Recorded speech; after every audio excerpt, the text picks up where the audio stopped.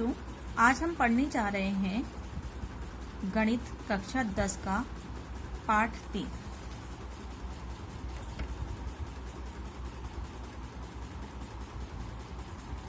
जिसका नाम है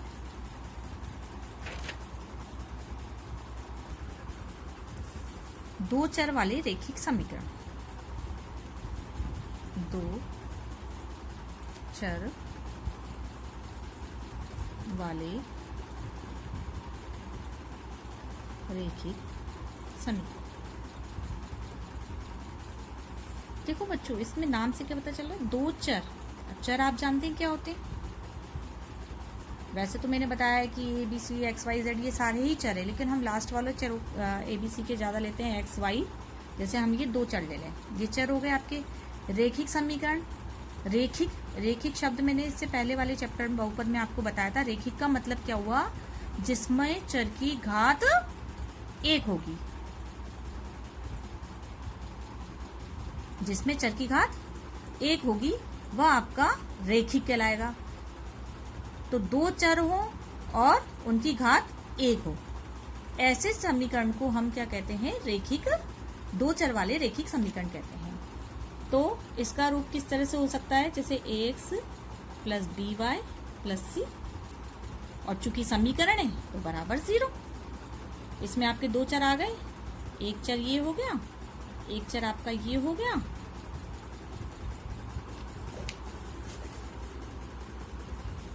दो चर हो गए आपके, और रैखिक मतलब इनकी घात देखिए एक और एक है, इसलिए ये हो गए दो चर वाले रैखिक समीकरण। अब दो चर वाले रैखिक समीकरण होते क्या है? ठीक है, तो हम इसको परिभाषित करते हैं। आप देख रहे हैं इसमें ए बी सी, ठीक है। क्या दिया है हमने? तीन। ये क्या है? एक तरह से अचर है। अचर है मतलब ए बी सी क्या है? वास्तविक संख्या है। ये ए बी सी आपकी क्या है? वास्तविक संख्याएं हैं। ए बी सी आपकी वास्तविक संख्याएं है, और यहाँ पर ए और बी शून्य नहीं होना चाहिए। ये बात तो अब आपको समझ में आई होगी कि ए और बी शून्य नहीं होना चाहिए, क्योंकि बहुपदों में हमने आपको अच्छे से बताया है। बहुपद में किस तरह से, जैसे अगर अब यहाँ पर अगर हम ए और बी को शून्य कर देंगे तो क्या होगा? इन चर का कोई वजूद ही नहीं रहेगा, मतलब ये चर ही खत्म हो जाएंगे। तो हमारा जो है दो चर वाले और रैखिक समीकरण, इसलिए ए और बी क्या होने चाहिए? शून्य नहीं होने चाहिए। और प्राय हम ये कहेंगे कि a square plus b square is not equal to शून्य होना चाहिए। ठीक है, तो ये आपकी जो हमने ये समीकरण लिखी है, दो चर वाले रैखिक समीकरण, ये आपका क्या हो गया? व्यापक रूप हो गया। व्यापक रूप दो चर वाले रैखिक समीकरण का व्यापक रूप होगा। अब आप देखेंगे कि जो दो चर वाले रैखिक समीकरण होते हैं वो सदैव सरल रेखा को निरूपित करते हैं।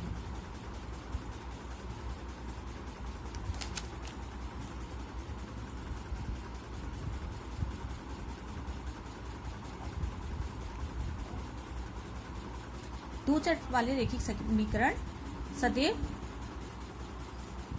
सरल रेखा को ही निरूपित करते हैं, और जो समीकरण होगी उसका हल होगा वो कैसे? सरल रेखा आप कैसे बना सकते हैं? अभी हम इसके क्वेश्चन करेंगे। इतना आपको पता है, हमने 9th क्लास में और बहुपद में भी आपको ये बताया है। ये एक्स अक्ष होता है, ये एक्स डैश, ये वाई, ये वाई डैश। ये हमारे एक्सिस हो गए, एक्स एक्सिस और वाई एक्सिस। अब हम इसमें क्या देखते हैं? सरल रेखा को निरूपित करेगा मतलब ये इस तरह से कोई एक सीधी रेखा होगी, ये आपकी एक सरल रेखा के रूप में ही प्राप्त होंगे, और इसके जो हल्के बिंदु हैं वो इस रेखा पर ही स्थित होंगे। कई बिंदु हैं इस पे, तो हर एक बिंदु इसका हल होगा। ठीक है, अब हम आते हैं दो चर वाले रैखिक समीकरण युग्म पे। युग्म से आप जानते हैं मतलब क्या होता है? मैंने दो चर वाले रैखिक समीकरण आपको बता दिया क्या होते हैं। अब युग्म क्या होता है? युग्म का मतलब होता है जोड़ा। युग्म का क्या मतलब होता है? जोड़ा। जोड़े का मतलब दो। ठीक है, तो इस तरह से हम मान लें a1x plus b1y plus c1 is equal to 0। एक हो गया। a2x plus b2y plus c2 एक हो गया। तो इस तरह से ये हमारे क्या हो गए? दो चर वाले, दोनों में दो चर हैं, रेखिक हैं, मतलब घात एक एक है, तो दो चर वाले रेखिक समीकरण युग्म यानी कि इनका हो गया जोड़ा। जो अभी हमने पढ़ा है इसको हम थोड़ा सा दोहरा लेते हैं। दो चर वाले रेखिक समीकरण, तो दो चर वाले रेखिक समीकरण की परिभाषा हमने अभी डिस्कस की है। क्या की है कि दो चर वाले रेखिक समीकरण युग्म यदि a, b एवं c वास्तविक संख्याएं हैं, जहां a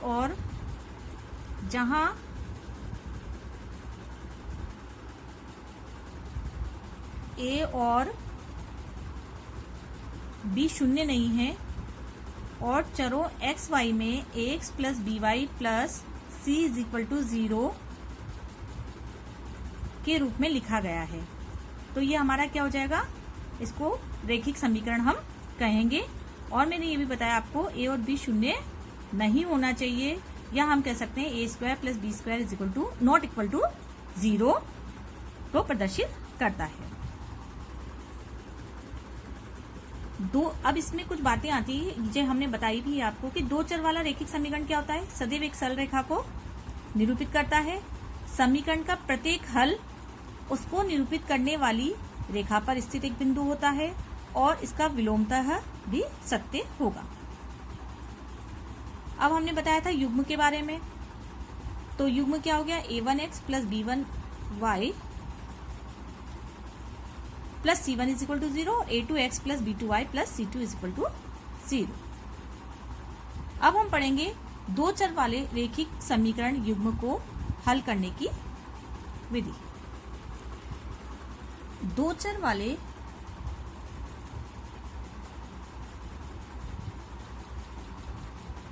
रेखिक समीकरण युग्म को हल करने की दो विधियां हैं।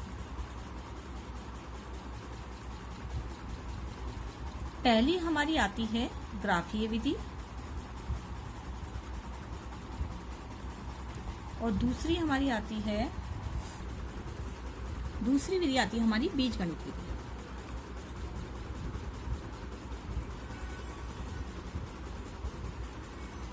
जो ग्राफीय विधि होती है तो उसे हम ग्राफ के द्वारा हल करेंगे, और बीजगणितीय विधि होती है, बीजगणितीय विधि में हमारी तीन विधियां आ जाती है यहाँ पर।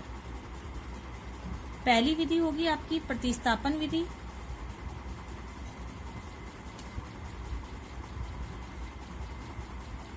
दूसरी आपकी है विलोपन विधि, और तीसरी आपकी है वज्र गुणन विधि। हमने आपको दो विधियां बताई है, एक तो हम ग्राफीय विधि के द्वारा दो चर वाले रेखिक समीकरण युग्म को हल करेंगे, दूसरा हम बीजगणितीय विधि द्वारा हल करेंगे। बीजगणितीय विधियों में ये तीन विधियां आएंगी, तो पहले हम ग्राफीय विधि द्वारा रेखिक समीकरण युग्म को हल करना सीखेंगे। ग्राफीय विधि से हल करने के लिए हम एक प्रश्न लेते हैं।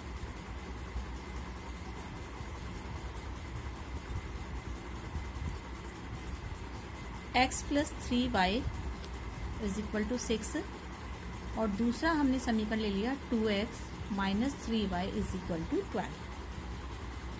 ये हमारे दो चर वाले रेखिक समीकरण है। ठीक है, अब इनको हमें ग्राफीय विधि से हल करना है। तो आपको 9th क्लास में भी और बहुपद वाले चैप्टर में भी जब रेखिक बहुपद का हमने ग्राफ बना के बताया था, तो इसको हमने हल करना सिखाया था। जब भी हमें कोई ग्राफ किसी रेखिक समीकरण का बनाना होता है, तो वैसे तो दो बिंदु हम निकाल लेते हैं इस तरीके से। दो बिंदु से भी हम कम से कम हमें दो बिंदु तो लेने ही है। हम दो बिंदु से भी ग्राफ बना सकते हैं, लेकिन ग्राफ थोड़ा सा अच्छा सा हमारा बने, इसलिए आप कोशिश करें कि 3 बिंदु रखकर जो है ग्राफ यानी कि एक सरल रेखा का निर्माण ग्राफ पर करेंगे। अब हम इसके बिंदु निकाल लेते हैं। पहला बिंदु हम निकालते हैं, y का मान हम रख लेते हैं। इस समीकरण को हम इस तरह से कर लेंगे 6 माइनस 3y। अब हमने जैसा पहले भी बताया था y क्या है, आपका स्वतंत्र चर है और x जो है इस पर डिपेंड कर रहा है। y स्वतंत्र इसलिए कि y का मान जैसे जैसे मैं यहाँ पर रखती जाऊंगी मुझे x का मान प्राप्त होता जाएगा। तो जैसे देखिए y का मान जब मैं 1 रखती हूँ तो आप इसको हल कर लीजिए। x बराबर हमें 6 माइनस 3 इंटू 1 यानी कि क्या मिल जाएगा 6 माइनस 3 क्या आ जाएगा हमारे पास 3 आ जाएगा। ये हमारे पास x का मान प्राप्त हुआ। इसी तरह से आप x का y का कुछ और मान रख लीजिए। आप चाहे माइनस में भी रख लीजिए, माइनस में रखेंगे तो आप ये देखेंगे लेकिन माइनस पे रखने पर ये आपका चिन्ह प्लस हो जाएगा तो ये संख्या बढ़ती चली जाएगी। बढ़ने से ये होगा कि हो सकता है पॉइंट अगर हमारे ग्राफ पे हमने 1 2 3 4 में लिया है तो उसको लेने में थोड़ी दिक्कत हो, जैसा कि आपने 9th में किया है। तो आप इसको पॉजिटिव 2 रख लीजिए। जब हम 2 रखेंगे y का मान तो x बराबर हम देखेंगे 3 2 ये 6 हो जाएगा यानी कि 0 प्राप्त होगा। आप चाहें तो y को 0 रख लीजिए तो हमें x का मान 6 माइनस 0 यानी कि 6 प्राप्त होगा। ये 3 मान हमें प्राप्त हो गए। इसी तरह से हम दूसरी समीकरण को हल करते हैं। इसके लिए भी एक सारणी हम बनाएंगे।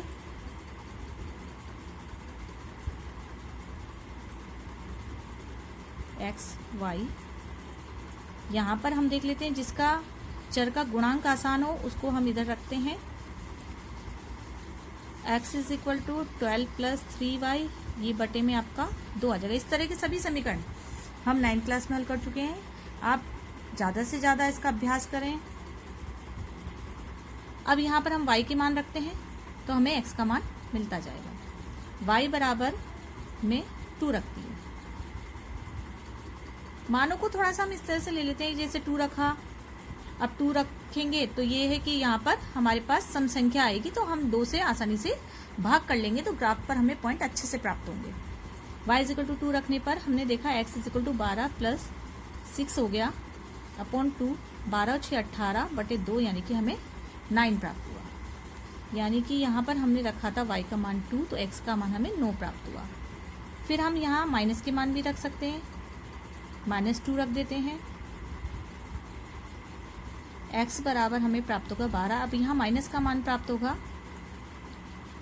3 इंटू 2 अपॉन 2 यानी कि 12 में से 6 माइनस करेंगे अपॉन 2 तो आपके पास आ जाएगा 3। ठीक है, तो यानी x का मान 3 आपको प्राप्त हुआ -2 रखने पर। एक बार आप चाहें 0 रख लीजिए। y इज इक्वल टू 0 रखने पर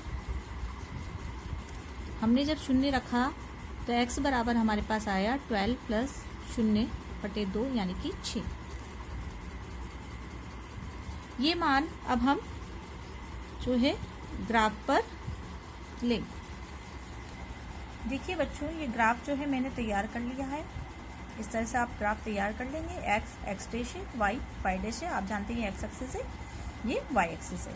यहाँ पर हमने हर एक जो खाना है इसको ये 0 हो गया हमारा मूल बिंदु।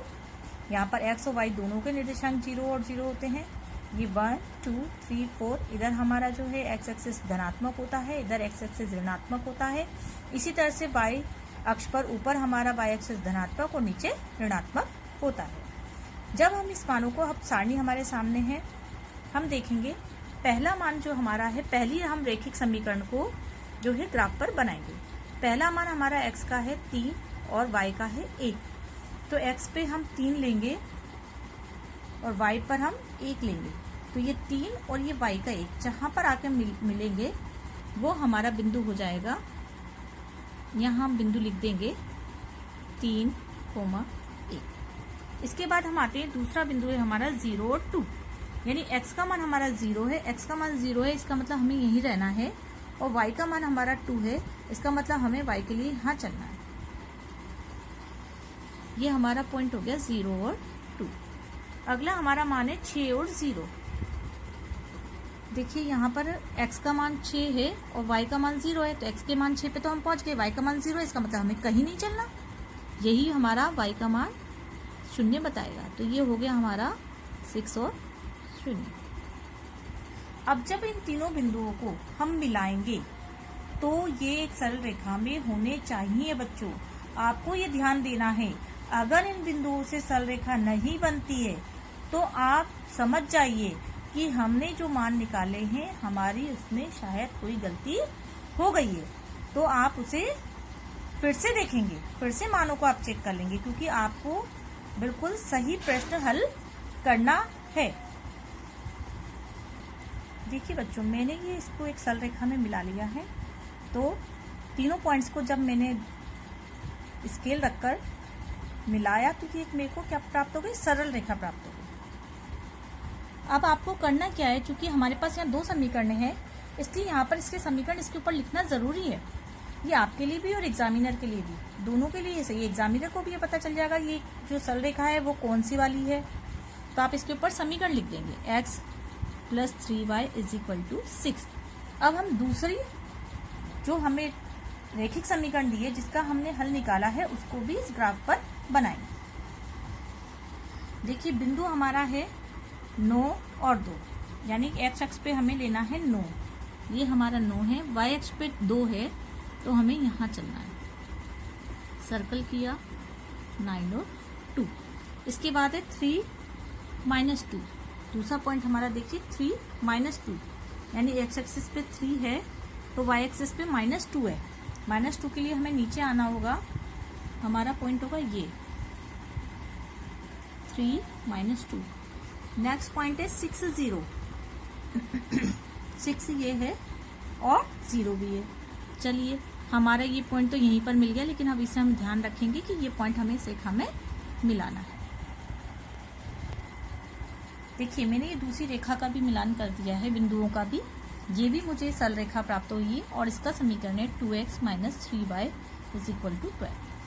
यहाँ पर बिंदु चूंकि हमें ये 6 0 पहले से ही प्राप्त हो गया, लेकिन जब हम समीकरण बनाएंगे तो ऐसा हो सकता है कि इन रेखाओं को, इन बिंदुओं के अलावा हमें आगे पीछे तक थोड़ा बढ़ाने पर हमें एक प्रतिच्छेदी बिंदु प्राप्त हो। ये बिंदु हमारा कहलाता है प्रतिच्छेदी बिंदु। यही इस रैखिक समीकरण युग्म में जो 2 चर थे x और y, इसका हल होगा 6 0, मतलब x का हल हो जाएगा 6 और y का 0। जब हमें इस तरह का क्वेश्चन आएगा कि ग्राफिक विधि से इसे हल करिए, तो हम इसी तरह से ग्राफ पे बनाएंगे और ग्राफ के द्वारा ही हम इसका उत्तर देंगे। ठीक है, तो इसका उत्तर हम अपना x = 6 और y = 0 जो है हमारा हल हो जाएगा।